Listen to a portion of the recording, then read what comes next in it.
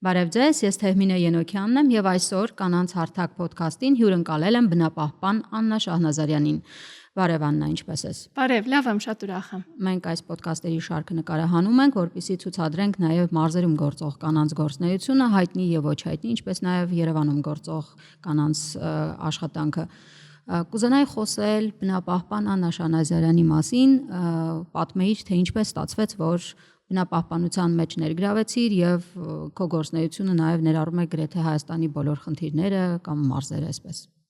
Շնորհակալ եմ, հետաքրքիր ներածական ասացիր, որը մասամբ է վերաբերում ինձ այն իմաստով, որ ես ծնվել եմ Սևան քաղաքում եւ մեծացել եմ այնտեղ, կյանքիս այդ շրջանը մինչեւ ուսանողական տարիները ամբողջությամբ այնտեղ են եղել։ Եվ կապված է իմ ինքնության հետ շատ սերտորեն եւ բնապահպանական գործունեության իմաստով Սևանալիճը ինձ համար այդ տունը եւ տունը եւ հիշողությունը դա այնտեղն է, որտեղ իմ մանկության շատ կարևոր պահերն են տեղի ունեցել եւ նաեւ այդ սերն է։ Բայց դրանից հետո, այսինքն 2000-ականներից ես ապրում եմ Երևանում եւ ինձ համարում եմ ավելի շատ Երևանի բնակիչ, թեև Սևանի հարցերը որպես քաղաք, բնակավայր, բայց առավել եւս Սևանալճի հարցերը ինձ ամենաշատն են մտահոգում եւ շատ պարզ բան է, այսինքն ես որ մեծացա, հասկանում էի, որ շատ բաներ էլ իմ մանկության նման չեն։ Իմ մանկության լողափերը կորան անհետացան եւ ոչ միայն անհետացան, այլ ուղղակի աղճատվեցին, տգեղացան, աղտոտվեցին, իսկապես դրանք բաներ էին, որ ես զգում էի որպես կորուստներ։ Ես գիտեի նաև, որ ասենք իմ ծնողների ժամանակ կամ նույնիսկ իրանցից առաջ էլ շատ առատորեն կար Սևանալճի էնդեմիկ ձուկը, իշխանը, եւ երբ արդեն ես էի մեծանում, իշխանը վերացած էր կամ մեծամասամբ չկար, գոյություն չուներ, Սևանալճի մակարդակը շատ էր իջած եւ կար սիգը որպես ձուկ, որից իհարկե 90-ականներին, երբ ես մեծանում էի, ամբողջ ազգներ օգտվում։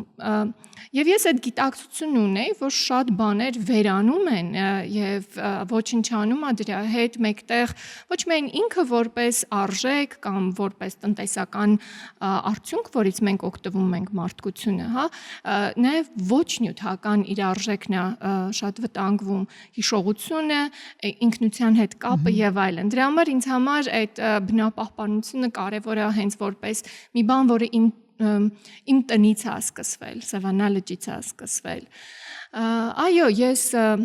ապրելով Երևանում եւ հետաքրքրված լինելով հարցերով, որոնք հիմնականում վերաբերում են անարդարությանը եւ այստեղ պետք է նաեւ ասեմ, որ ոչ միայն բնապահպանական գործունեության մեջ եմ, այլ նաեւ ֆեմինիստական, կանանց իրավունքների պաշտպանության, տնտեսական արդարության, շահագործման տարբեր համակարգերի քննադատման, վերլուծության անշուշտ եւ դրանց հաղթահարման, դրանց դեմ պայքարի հարցերով եմ նաեւ հետաքրքրված, ես զբաղվել եմ երկար ժամանակ ու դրանք իրար հետ փոխհատվող բաներ են, այսինքն ամեն ինչը եթե մի մեծ հովանու ներքո ներկայացնեմ, դրանք շահագործման համակարգերն են, այն ինչ արդյունահանվում է, այն ինչ կորզվում են եւ պաշարները, որոնք ընդերքում են գտնվում, կորզվում է եւ աշխատանքը, որը մարդն է իր էներգիայով, կորզվում է կնոջ կատարած աշխատանքը, որը անվճար է, եթե հաշվի առնենք այն, որ ինքը վերարտադրողական ֆունկցիա իրականացնողն է եւ իրականացնում է ոչ թե պարզապես հասարակության մարդկանց ծնելու, վերարտադրելու ֆունկցիան, բայց նաեւ պահելու, ուտելիք տալու, տները մաքրելու, առողջական իմաստով, բոլորին խնամելու, այդ բոլոր հարցերը իրար հետ փոխկապակցված են այդ մեծ հովանու ներքո, շահագործման եւ ինձ այդ ամեն ինչը որպես մի բան, որը տեղի ունենում մեր աշխարհում անարդար ձևով հուզել է, որովհետև ես երևի փոքրուց այդպես եմ, ես անտարբեր չեմ, ես շատ զգոն եմ, ուշադիր եմ ու չգիտեմ, ես թեթև նայող չեմ, որ ասում են, դե լավ, ինչ ա եղել թեթև նայող։ Թքած ունեցի, թքած ունեցող չեմ, իհարկե իհարկե դա իր գինը ունի այն իմաստով, որ շատ մեծ արդեն բեռ է դառնում մարդու առողջության վրա, ոնց որ ոնց ասեմ, եւ գործունեության մեջ մեծ տեղ է զբաղեցնում եւ անարդար աշխարհի մեջ շատ մեծ է թվում եւ բեռ է դառնում եւ ի վերջո կարող է հանգեցնի բացասական հետևանքների։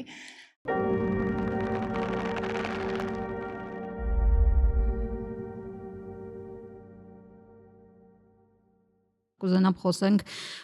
հատկապես հանքարդյունաբերության ոլորտը, որը որ ամենաշատն է երևի թե քո ուշադրության կենտրոնում եղել, ինչ համակարգեր են ներդրվել, որոնք որ շահագործման են տանում եւ բնությունը եւ մարդուն, նաեւ պետությանը երբեմն գիտենք դեպքեր, որոնք որ սպառնում են եւ պետության արբիտրաժներում եւ այլն։ Այս թեման ամենաշատը դու ես բարձրաձայնել եւ խնդիրները տեսել ես դու եւ վեր ես հանել դու։ Ինչպես է ստացվել, որ խորացել ես այս կարգի բարդ հարցերի մեջ եւ ինչ ես բարձրահայտել մեր համար եւս այս տաղավարից խնդրեմ ներկայացնես։ Կուզեի ասել, որ միայն ես չեմ, իհարկե ես մասնակից եմ բնապահպանական տարբեր նախաձեռնությունների, սկզբում Թեղուտի պաշտպանության քաղաքացիական նախաձեռնություններ, որին միացա ավելի ուշ, այսինքն ինքը ստեղծվեց 2007-ին եւ Թեղուտի պղնձամոլիբդենային հանքավայրի բացման դեմ էր Լալվարի անտառներում մեծ, անտառապատ այդ Հայաստանի հյուսիսային շրջանում։ Ես միացա մի քանի տարի ուշ եւ այդ ժամանակվանից արդեն հենց սկսեցինք մենք մեր կոլեկտիվներով, նախաձեռնության անդամներով եւ ավելի լայն համակիրներ, աջակիցներ, համայնքների ներկայացուցիչներ, բոլորը իրենց մասնակցությամբ մենք սկսեցինք տարբեր բաների մեջով անցնելով զարգանալ, սովորել, հասկանալ բաներ, որոնք մեր աշխարհում այսպես կոչված նոր, տնտեսակարգում, հասարակարգում, կապիտալիզմի մեջ իրականում մեր աշխարհում նկատի ունեմ մենք որպես Հայաստան հետսովետական, որը արդեն միացավ այսպես ասած կապիտալիստական աշխարհին, մեզ մոտ կրթության համակարգում դրանց մասին քննադատական կամ խորքային հայացքով վերլուծելու եւ հետազոտելու հայացքով ոչինչ չի արվում։ Նույնը կարող ենք ասել եւ մամուլի մասով եւ այլն։ Եվ դրա պատճառով, երբ մենք տեսնում ենք, որ շատ հարցերում բոբիկ ենք, մենք չենք կարողանում շատ բաներ, որոնք ինտուիտիվ են, դու զգում ես, որ օրինակ սա իսկականից վնաս է, մինչդեռ օրինակ եւ կառավարությունը, որը հաճախ սերտաճած է լինում հանքարդյունաբերական այդ շահույթ հետապնդող բիզնեսի հետ եւ հենց ինքը բիզնեսը պնդումներ են անում այն մասին, որ օրինակ սա ավելի շատ շահավետ է երկրի համար։ Բայց իրականում այդ ճանապարհը անցնելով մենք սովորում ենք անընդհատ, որ սրանք իրական անարդար համակարգեր են, որտեղ ոչ բաշխում է տեղի ունենում, այսինքն այդ նույն եկամուտների կամ թեկուզ հենց կորզման արդյունքում վնասի հատուցման, վնասների եւ այդ օգուտների ճիշտ հարաբերակցության մի խոսքով այդ տեսակի բաները մենք սովորում էինք պայքարի ընթացքում, իհարկե բարձրաձայնում էինք, բայց ավելի խորանում էինք։ Եվ ոնց որ ասեցի, հենց ամենասկզբից էլ անարդարության հարցերն էին եւ շահագործումը որպես կորզում, այսինքն ընդերքը հանել, իրենից փող աշխատել ու ոչինչ այլևս չանել, նույնիսկ այդ օգտագործված ստացած, եկամուտները չներդնել նոր տնտեսական ճյուղերի մեջ եւ այլն, դրանք մաքուր շահագործման օրինակներ են եւ ամենաբարդը այն իմաստով, որ ամենահզորն են տնտեսական որպես ոլորտ։ Սերտաճած են շատ ուրիշ ոլորտների հետ, հանքարդյունաբերությունը այսօր օրինակ գալիս էի եւ գովազդ էր վերելակի կողքը, ուրեմն թվում է թե կառուցապատման եւ նոր բնակարանների գովազդ էր, բայց ընկերության անունը, չեմ հիշում սկիզբը ինչ էր, կողքը մայնինգ էր։ Եվ մենք այսպես շատ մայնինգ, իհարկե մենք շատ այդպիսի ընկերություններ ունենք, հիմա որոնք արդյունահանում են ավազ, չգիտեմ, շինանյութ եւ եւ այլն, բայց միևնույն ժամանակ հանդիսանում են կառուցապատողներ։ Մի կողմից հանքարդյունաբերությունը, ասենք, սերտաճած է շինարարության ոլորտի հետ, սերտաճած է երբեմն հենց ինքը բանկային ոլորտի հետ, որովհետեւ այդ նույն շինարարությունը հիպոթեկային շուկան, մի խոսքով, սրանք շատ հզոր իրար հետ փոխկապակցված, երբեմն սերտաճած ոլորտներ են, որոնք թելադրող են։ Իրենք տիրապետող են եւ շատ հաճախ իրենք տեսանելի չեն, որովհետեւ ասենք նման տնտեսական որոշումների մասին խոսում են, ասենք, падգամավորներ, կառավարության ներկայացուցիչներ, բայց իրականում ոլորտը ինքը շատ լայն է, շատ խորն է, շատ մեծ արմատներ ունի, շատ ահռելի ռեսուրսներ ունի, փողեր ունի եւ շատ պաշտպանված է այն իմաստով, որ նույնիսկ օրենքի, եթե գոյություն ունեն օրենքի դրույթներ, հաճախ այդ օրենքի դրույթները չեն գործում, նաև չեն կիրարկվում, չեն պարտադրվում, որպեսզի գործեն, որովհետև դրանք մեկնաբանվում են իբրև ներդրողների նկատմամբ վնասաբեր կամ ներդրողներին ճնշող, ինչ որ տեսակի, պետական ֆունկցիա, պետական գործունեություն։ Եվ դրա մասին իհարկե կարող ենք ավելի խորանալ, որովհետև արբիտրաժների մասին հարցրեցիր, բայց ուզում եմ ասել, որ այո, հանքարդյունաբերության ոլորտը մի բան էր, որից մենք սկսեցինք թեղուտի հատկապես պայքարից եւ թեև այն ժամանակ օրինակ մենք մի քիչ ավելի նաիվ էինք, միամիտ էինք, մենք ՎՏԲ բանկի դիմաց ցույցեր էինք անում, բլոկադա էինք անում, փորձում էինք հասկանալ, ասենք, նույն Մոսկվայի, ներգրավում։ Այսինքն իրենց, գլխամասային բանկին դերակատարումը, բայց մենք սկսեցինք արագ հասկանալ, որ սա միայն զուտ բանկերի գործունեություն չէ, այստեղ մենք արդեն բացահայտեցինք կենսաթոշակային հիմնադրամների, որպես ներդրողներ, ինվեստորներ գործունեությունը եւ այլն, այսինքն այդտեղից սկսվեց մեր բացահայտումը, որ միայն հանքարդյունահանում չէ, այստեղ մենք գործ ունենք ուրիշ հզոր ինստիտուտների հետ, ինչպես ասեցի, ֆինանսական ոլորտն, այսինքն համաշխարհային կապիտալ եւ իսկապես համաշխարհային, միայն հայաստանյան չի հարցը, եւ համաշխարհային այդ կապիտալին պաշտպանող բոլոր ինստիտուտները, եւ դրանք շատ են։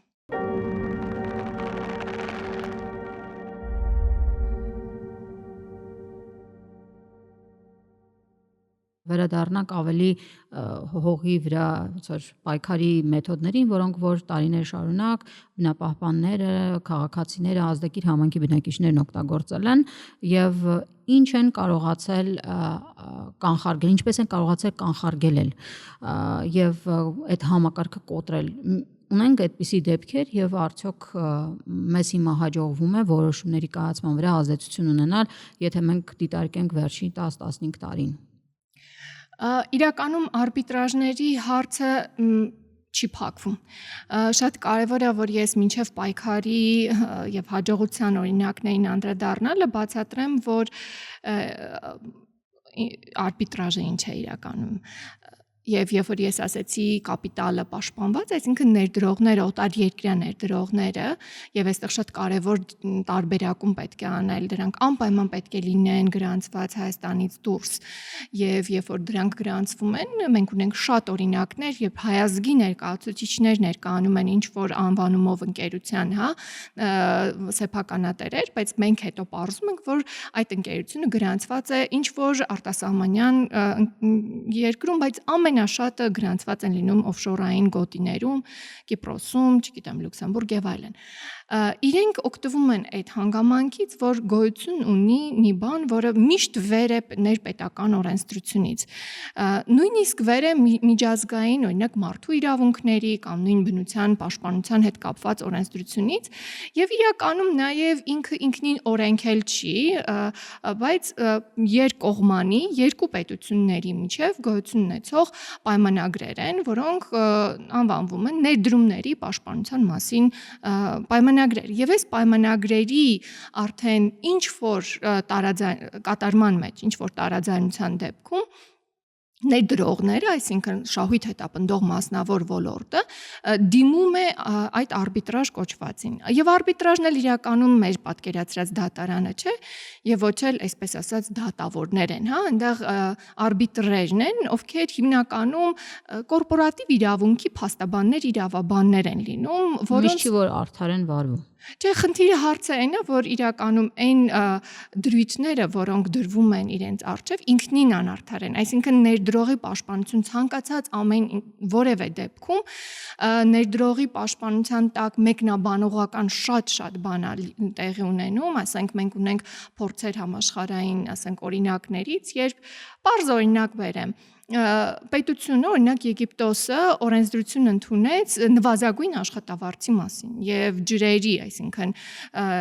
կառավարման, հա, որպես ռեսուրս իհարկե այստեղ պետք է դիտարկենք, համաշխարհային կորպորացիաներից մեկը մտավ արբիտրաժ ընդդեմ պետության եւ ահռելի գումարներ պահանջեց, մեկնաբանելով, որ սա իր ներկայի եւ ապագայի շահույթների եւ այդ հաշվարկների վրա վնաս է։ Այսինքն այն ինչ պետությունը պարտավոր էր անել, օրինակ միջազգային մարդու իրավունքների այլ կոնվենցիաներով, հա, եւ նաեւ ընդհանրապես որպես արդարության շատ կարեւոր մի քայլ բիզնեսի համար անընդհատ միշտ մեկնաբանվում է եւ այդ մեկնաբանությունները անում են արբիտրները, միշտ անում են հօգուտ ներդրողների։ Դրա համար է այդ արբիտրաժը եւ այդ արբիտրների խնդիրը միշտ մեր եւ պատկերացումներից արդարադատության մասին, որովհետեւ իրենք արդարադատություն չեն անում, իրենք ուղղակի ներդրումների պաշտպանություն են անում ամեն գնով։ Եվ նաև տեխնիկական իմաստով այնքը շատ տարբեր։ Եվ Հայաստանում, ասենք հիմա տարբեր process-ներ են գնում, նույն հեծի հետ կապված գործընթացներ են գնում, որտեղ մարդիկ իրոք տեղյակ չեն, որ իրականում ներդրումների պաշտպանությունը գրված է հենց այդ պայմանագրերով ներդրողների իրավունքները պաշտպանելու Այո, ներդրողների իրավունքների, բայց ոչ թե այստեղ իրավունքի հարցն է, շահույթների։ Եւ նաև ամենաահավորը այն է, որ միշտ հաշվարկվում են ապագայի շահույթներ, օրինակ կարող են հաշվարկվել 90 ապագայի 90 տարվա շահույթներ, հա, եւ այդպիսի թվերով մտնեն ներդրողները այդ արբիտրաժներ եւ ինչով է սա վտանգավոր, որ գոյություն ունի մեկ կոնվենցիա, իրականում Նյու-Յորքյան կոնվենցիա, դրա մասին ինձ թվում է վերջերս էլի հեծի հետ կապված ասում են, այդ կոնվենցիան ապահովում է արբիտրաժային որոշումների, անգլերեն award են ասում, որ իրականում պարգև է նշանակում, այսինքն հատուցում է նշանակում, արբիտրաժային հատուցումների կիրարկումը։ Իսկ դա նշանակում է ցանկացած պետություն եւ այդպիսիք տասնյակն են, ովքեր մասնակից են այս կոնվենցիայի, իրավունք ունի սառեցնել այդ արբիտրաժի մեջ պարտված պետության ցանկացած հաշիվ, ցանկացած ակտիվ, որը գտնվում է իր պետությունում, եւ դա հետո կփոխանցվի ներկայացրած ներդրողին։ Այսինքն նույնիսկ պարտադիր չի, որ դա օրինակ, եթե ընկերությունը գրանցված է օրինակ Կիպրոսում, դա անի կիպրական պետությունը, ցանկացած, այսինքն այդ շատ սրտաճած համակարգը, այո, եւ շատ բարդ է այդ համակարգի մեջ հաղթահարել կամ հաղթել։ Իրականում համակարգից պետքա դուրս գաս, որովհետեւ համակարգը այդպես հենց ինքնին է կառուցված, այնպես որ հանրային շահը կպարտվի միշտ։ Եվ այս իմաստով մենք Հայաստանում արբիտրաժների եւ սպառնալիքի, որ հա մենք պետությանը հա արդեն արբիտրաժի միջոցով վնաս կհասցվի եւ նաեւ վախ առաջացավ հասարակության մեջ, որ սրանք շատ ահռելի մեծ գումարներ են եւ այլն, առաջին անգամ բախվեցինք Ամրսարի պայքարի ժամանակ 18 թվականին, երբ ընկերության կողմից ներկայացվեց ծանուցում պետությանը, որ ինքը պատրաստվում է դիմել արբիտրաժի, եթե ինչ որ բաներ չկատարվեն, այսինքն ոնց որ շանտաժի նման այդ ժամանակ։ Այո, բայց ինքը իրականում հենց այդպես էլ կա, որ ինքը սպառնալիք է, ինքը հենց գրվում է կամ ստորագրվում է արդեն սպառնալիք է, իսկ երբ որ դրա մասին բարձրաձայնում են, էլի շանտաժի նման է, ու քանի որ ոնց որ ասեցի, ահռելի գումարների մասին է խոսքը։ Սրանք գումարներ չեն, որոնք փաստացի օրինակ ընկերությունների իրական արժեքն են, իրական արած ծախսերն են։ Սրանք միշտ շատ ավելի մեծ ուռճացված գումարներ են, հիմնականում վերաբերվում են ապագայի իրենց ակնկալած շահույթներին։ Եվ այո, մենք Ամրսարի պայքարից իմացանք, որ իրականում շատ դժվար է լինում, որ պետությունները հաղթեն նման գործերում, ուղղակի Ամրսարի դեպքում կար շատ հստակ դրույթ, որի պատճառով տվյալ հայցը ուղղակի զուտ ընթացակարգային իմաստով չէր տեղավորվելու եւ մերժվելու էր, ուղղակի արբիտրաժ չէր հասնելու եւ դա մեզ շատ մեծ ուժ տվեց։ Այդ իմաստով մենք կարող ենք ասել, որ հաղթանակի եզրին էինք եւ պիտի հանգուցալուծվեր հենց այդ ժամանակ Ամուլսարի պայքարի դրած խնդիրը, այսինքն պայքարի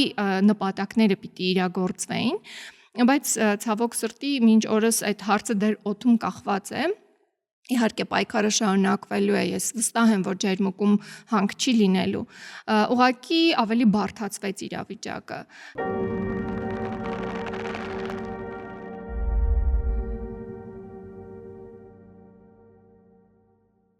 Աննա, ուզում եմ խոսել նաև հենց թիրախավորման խնդիրների մասին, որոնց ենթարկվել են բնապահպանները եւ ինչ լուծումներ է գտել այս համակարգը կոտրելու տեսակետից։ Դե իրականում ոնց որ ասեցի, բնապահպանությունը եւ հենց ակտիվիզմը ամբողջ աշխարհում ամենահզոր պատնեշների առջև է եւ ամենախոշոր, ամենամեծ ռեսուրսներ, ֆինանսական, կապեր, մեդիաներ եւ այլն, նույնիսկ պետություններ են պաշտպանում, հա, այս ոլորտներին։ Այսինքն, այն ինչի մենք պայքարում ենք, իրականում սարեր են, լեռնաշղթաներ են եւ չեմ ուզում որ թվա թե այդպես բացասական ու պեսիմիստական, բայց շատ դժվար պայքար է սա եւ շատ ռեսուրս պահանջող եւ ուղղակի դժվար բան է, այսինքն ջրի նման ժայռ ենք մենք ծակում։ Եվ այս իմաստով միշտ պետքա կոլեկտիվ ջանք, այսինքն թիրախավորում են մեզ եւ արկա հնարավոր ձևերով լրատվամիջոցները կլինեն, սոցիալական մեդիաները կլինեն, ցանցերը, որտեղ եւ ուղղակիորեն են թիրախավորվում։ Օրինակ հաճախ մեզ ասում են եկեք բանավեճի եւ բանավեճի ժամանակ ընկերությունները մեզ պիտակավորում են որպես տգետներ, դուք գիտնական չեք, դուք իրականում չգիտեք, բայց իրականում մենք ձայնն ենք եւ գիտական աշխարհի եւ հետազոտում ենք հետաքննական լրագրության իմաստով բաներ ենք ասում։ Այսինքն թիրախավորում են ուղիղ եւ անուղակի սոցիալական մեդիաների միջոցով եւ ամենացավալին այն է, որ հատկապես կին ակտիվիստները թիրախավորվում են էլի այդ գենդերային իրենց դերից ելնելով, դուք կին եք, ինչ գործ ունեք եւ այլն վնաս շատ վնասակար նաեւ բառապաշար է օգտագործվում, որը իսկապես հոգեկան վնասվածք է առաջացնում։ Այնպես որ հա, այդ ամեն ինչը կա, բայց պայքարի իմաստով շատ կարևոր է եղել մեզ համար հատկապես այս տարիներին կոլեկտիվ մնալը, իրար հետ համերաշխություն ունենալ իրար նկատմամբ եւ նաեւ համերաշխության ցանցեր ստեղծելը, որովհետեւ դա տենց հեշտ չի լինում։ Մենք դիմում ենք, այսինքն շատ կարևոր է եղել տարիների ընթացքում այդ միջազգային դաշտ նաեւ դուրս գալը, կամ մեր փոքրիկ շրջանակներից դուրս գալը, փաստաբանների համայնքների հետ աշխատելը, այլ տեսակի մասնագիտական համայնքների հետ աշխատելը, միջազգային համայնքների հետ աշխատելը եւ ցանկացած շարժման համար, բայց ուզում եմ հատկապես շեշտել այն, ինչը վերաբերում է մեր երկիր մոլորակին եւ մենք անընդհատ բնապահպանություն բառն ենք ասում, բայց դրա տակ պետք է հասկանանք նաեւ կլիմայի փոփոխության որպես կլիմայական այս մեր ներկայիս ճգնաժամի ի պայմաններում, հա, կլիմայական ճգնաժամի դեմ պայքարնել միայն հնարավոր է միջազգային եւ համատեղ ուժերով։ Այդ իմաստով ես խորհուրդ եմ տալիս, որ այն դժվարությունները, որ մենք հիմա ունենք հոգնածության, սպառվածության, զրույցի սկզբում էլ ասեցիր, այդ դժվարությունները հաշվի առնելով հանդերձ մեր ուժերի բազմապատկման ուղղությամբ գնանք, իսկ այդ ուժերը միշտ շատ են, ուղղակի պետք է իրենց գտնել եւ կոլեկտիվ լինել, այսինքն անհատապես հնարավոր չի շատ բան անել, կոլեկտիվ ջանք գործադրելը։